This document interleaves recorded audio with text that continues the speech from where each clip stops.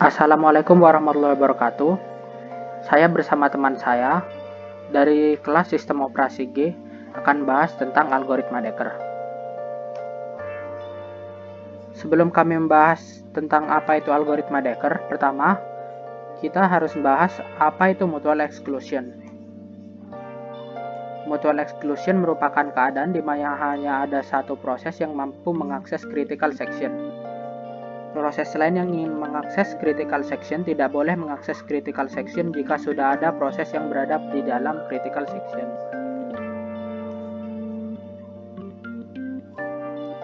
Contoh dari mutual exclusion tersebut di sini ada sebuah printer yang kita umpamakan sebagai critical device.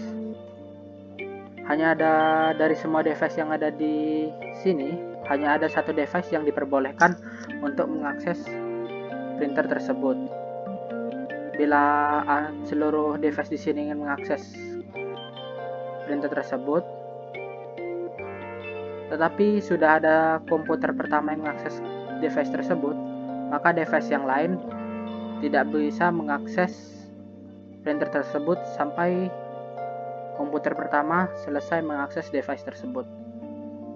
Jadi algoritma Dekker merupakan sebuah implementasi dari mutual exclusion yang dirancang oleh matematikawan asal Belanda bernama Dekker.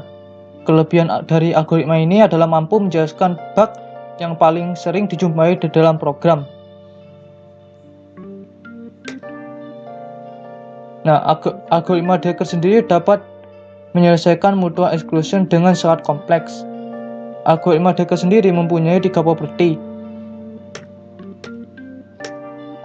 Yang pertama, tidak memerlukan instruksi-instruksi perangkat keras khusus.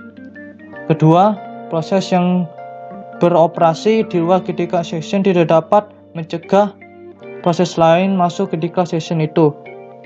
Dan yang ketiga, proses yang ingin masuk critical section akan segera masuk bila diperlukan. Di dalam algoritma ini terdapat beberapa usaha yang dilakukan untuk melakukan mutual exclusion. Pada usaha pertama algoritma ini menggunakan mekanisme constraint. Mekanisme constraint yaitu suatu mekanisme yang hanya mengizinkan satu akses ke memori pada saat tertentu. Cara yang dilakukan yaitu membuat satu variabel, misal variabel ter bernilai 1 bertipe integer, dan menambahkan salah satu proses bernama P0. P0 ingin mengeksekusi bagian critical section. Namun sebelum itu P0 harus memeriksa isi dari turn.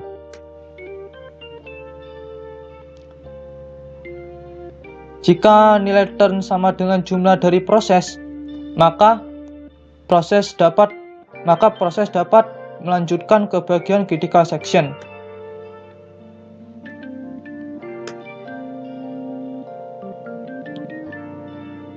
Jika tidak, maka proses tersebut dapat menunggu untuk melakukan eksekusi waktu kritikalnya, yaitu dinamakan busy waiting. Busy waiting yaitu proses menunggu untuk mengeksekusi namun terus melakukan pemeriksaan terhadap nilai turn.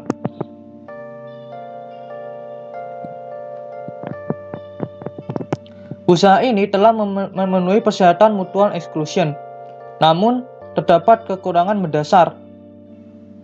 Proses harus diawasi dengan ketat dalam penggunaan bagian-bagian kritikalnya. Jadi, kecepatan eksekusi ditentukan kecepatan proses yang lebih lambat yang dimiliki oleh dua proses. Misal kedua proses tersebut dinamakan P0 dan P1.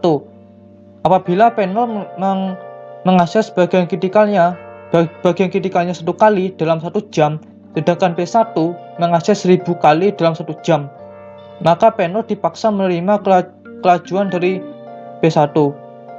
Masalah yang lebih fatal lagi, apabila ada salah satu proses P0 atau P1 yang mengalami kegagalan, proses yang lain akan terblokir semua. Jadi usaha tersebut walaupun sudah dikatakan mampu melakukan teknik penstrukturan yang berguna, namun belum mampu mendukung pengolahan konkuren. Usaha kedua ini dilakukan untuk mengetahui syarat agar proses dapat memeriksa keadaan proses yang lain. Jadi, ketika sebuah proses musnah, proses yang lain masih bisa mengeksekusi bagian kritisnya. Untuk itu dibuat variabel global bagi flag 0 dan flag 1. Flag 0 berhubungan dengan P0 dan flag 1 berhubungan dengan P1. Ilustrasinya, ketika proses P1 akan memasuki bagian kritis, maka ia memeriksa flag 0 memiliki PO. Jika flag 0 bernilai false, maka P1 akan mengeksekusi bagian kritisnya dan mengeset flag 1 menjadi bernilai true. Setelah selesai mengeksekusi, maka flag 1 bisa kembali menjadi nilai false. Dengan pendekatan seperti ini, maka apabila sebuah proses mengalami kegagalan, proses lain tidak akan terblokir. Proses akan dapat masuk ke bagian kritisnya sesering mungkin yang ia mau karena status flag selalu bernilai false. Namun ketika proses gagal ketika berada di bagian krisis, maka proses akan terblokir selamanya. Usaha ketiga ini dilakukan untuk menyempurnakan kelemahan yang dimiliki oleh usaha kedua. Dalam usaha kedua, bila proses rusak pada bagian luar kritisnya, maka proses lain masih dapat mengakses bagian kritisnya. Namun ketika proses berhenti di bagian kritisnya, maka proses akan terblokir selamanya. Ilustrasinya menggunakan sudut pandang P0. Ketika P0 akan mengeksekusi bagian kritis, maka akan mengeset flag 0 bernilai true agar proses P1 tidak dapat mengakses bagian kritis. Dan ketika P0 sedang masuk bagian kritisnya, hal ini telah mampu memenuhi syarat mutual exclusion. Namun dengan mengeset nilai flagnya menjadi true sebelum mengeksekusi bagian kritis, maka hal ini akan menimbulkan masalah baru, yaitu ketika proses pada suatu bersamaan dua proses berlangsung bersamaan dan mengeset flag masing-masing menjadi true sebelum mengerjakan bagian kritisnya, maka kedua proses tersebut akan berada di bagian kritis. Kejadian ini merupakan deadlock. Usaha keempat, usaha ini menjamin adanya mutual exclusion. Usaha keempat ini mengatur sedemikian rupa supaya setiap proses tidak masuk ke bagian kritis. Kondisi ini dikenal dengan nama livestock. Skenario ini tidak dapat diterima karena hanya dapat dijelaskan dan tidak dapat dipertahankan untuk suatu waktu yang ditentukan.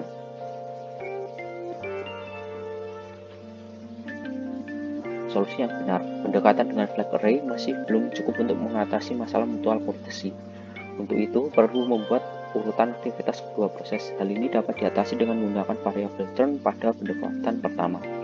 Variabel turn ini akan mengindikasikan proses mana yang mempunyai hak memasuki daerah kritisnya. Solusi ini dapat dijelaskan sebagai berikut. Ketika P0 ingin memasuki daerah kritisnya, P0 menyetel flagnya ke true. Kemudian P0 memeriksa P1. Apabila flag false, P0 dapat dengan segera memasuki bagian kritisnya. Jika tidak, P0 memeriksa dengan turn. Jika ditemukan bahwa turn sama dengan 0, kemudian mengetahui bahwa akan kembali untuk memaksakan dan secara periodik memeriksa P1 flag. P1 akan dalam beberapa titik memeriksa bahwa akan kembali ke pemeriksaan dan mengset flag false, memperbolehkan P0 untuk dilanjutkan. Setelah P0 telah digunakan dalam bagian kritis, akan mengset flag false untuk membebaskan bagian kritis dan men-set turn ke 1 untuk mentransfer hak untuk memasuki P1. Terima kasih. Maaf bila ada kekurangan kata. Wassalamualaikum warahmatullahi wabarakatuh.